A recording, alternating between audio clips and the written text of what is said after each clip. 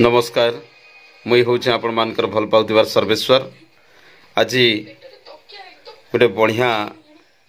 सुजोग मिली छे आ से सुजोग होचे मोर मार लहरी गीत संगे मुई ताल दे करी तार लहरी गीत ने मुई भी दोहराऊ छे। आउ ई जेन लहरी गीतटा निहाती भाव रे आपण मान को समस्त को भल लागो बोली मोर आशा आ विश्वास आपण माने निहाती सुनबे आ सुनिकर जानी पारबे जे लहरी आ लोक संगीत न जेन मिठाटा आछे सेटा निहाती आपण माने हृदबुद्ध करि पारबे। प्रकृति रे आ वास्तविक आमर लोक संगीतता केते जे महान आ केते जे पवित्रता आछे। ले ले लहरी बाटर डेंग खजूर ले ले लहरी बाटर डेंग खजूर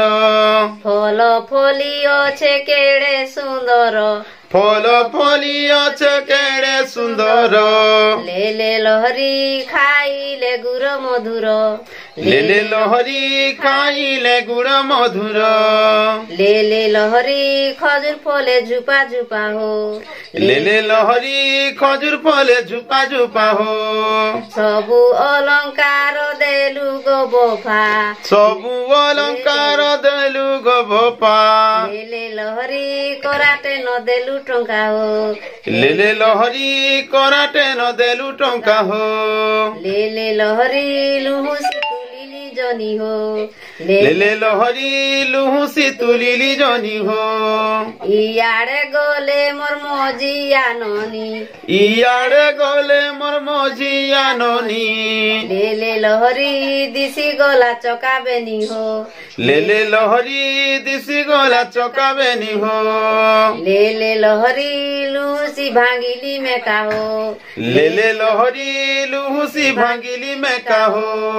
इयाड़े गोले मोर मजिया कोका इयाड़े गोले मोर मजिया कोका ले ले लहरी दिसी गोला कलो छता हो ले ले लहरी दिसी गोला कलो छता हो ले ले लहरी सड़क रो लालो गेठी हो